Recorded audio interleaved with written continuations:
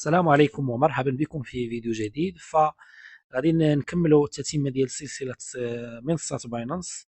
فهذا الفيديو غادي يكون حول طريقه الارسال ديال الاموال ديالكم، وكذلك الاستقبال ديال الاموال ديالكم من منصه لمنصه، سواء من باينانس لباينانس او من باينانس لمنصات ومحافظ اخرى امثال تراست واليت ولا الكوكوين ولا بزاف ديال المنصات اللي ممكن تستقبلوا ولا ترسلوا الاموال ديالكم فيها باش يوصلكم بدون اي مشاكل. المهم اللي الاهم حاجه في هذا الشرح هو كيفاش تفرقوا ما بين الشبكات، لان الشبكات هو يعني الا ما مثلا شي واحد صيفط لك في واحد الشبكه وانت عطيتيه واحد العنوان ديال شبكه اخرى، فهاد الطريقه غادي تفقد الاموال ديالك. وكذلك الا جيت تصيفط لشي واحد في واحد الشبكه هو عطاك واحد المحفظه، واحد العنوان ديال المحفظه ديال شبكه اخرى، فغادي تفقد الاموال ديالك بطبيعه الحال.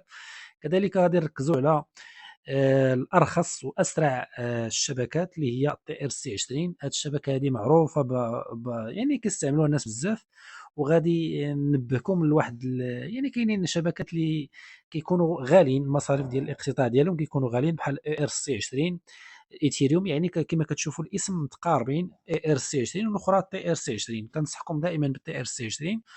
وكذلك كاينه واحد اللايت كوين اللي كنصيفط بها بزاف وكنستقبل بها، غير هي كتعطل واحد شويه، تقريبا واحد 15 دقيقه، ولكن الاقتطاعات قليله بزاف.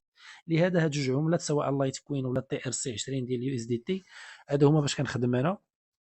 ولكن بما ان اللايت كوين كتعطل واحد شويه، غادي نحاول نشرح لكم على ترون تي ار سي 20 اللي كتعتبر كتوصلك في نفس اللحظه تقريبا واحد شويه. المهم كما كتشوفوا هنا كنجيو للاصول في الباينانس ديالنا، المحفظه ديالنا اللي كيهمنا عندنا اضافه اموال وارسال. اما تحويل فهي يعني كتحول على العملات داخل المنصه. غادي نحاول نشرح لكم هاد اضافه اموال وارسال. اضافه اموال هي منين الشخص كيبغي يصيفط لك الفلوس، انت كتدخل اضافه اموال وكتعطيه الرابط ديال المحفظه ديالك، ديال المحفظه ديال العمله، رابط ديال العمله ديالك، وكتختار الشبكه بطبيعه الحال، وخصو يصيفط لك على نفس الشبكه.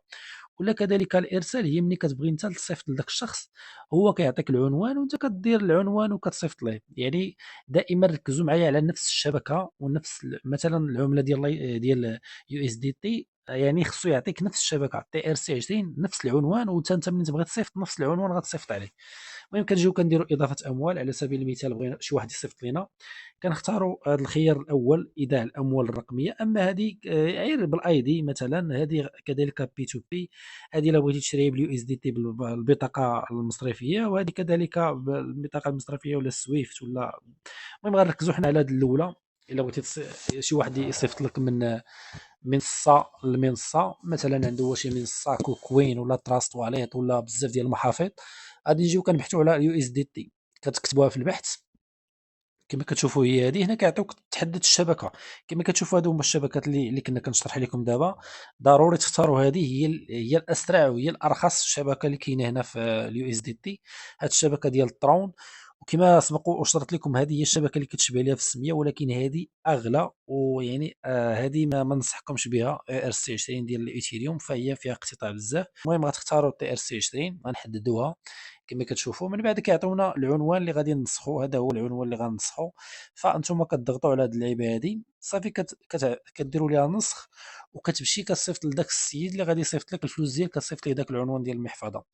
هذه هي الطريقه ديال كيفاش تودع الفلوس في المحفظه عن طريق محافظ خارجيه ولا منصات خارجيه. المهم دابا غادي ندوزو من بعد ما درنا الايداع غادي ندوزو للشرح كيفاش ترسلوا نتوما الفلوس.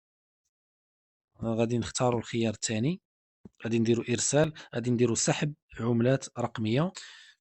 هنا في الخيار الاول غادي نضغطوا، غادي نكوبيو داك اللين ديال المحفظه، وهنا صافي راه كتطابق تلقائيا. ولا ما طابقاش راه انت كتحدد كدير تي ار سي 20، ولكن غالبا ملي كديرها راه كتحدد.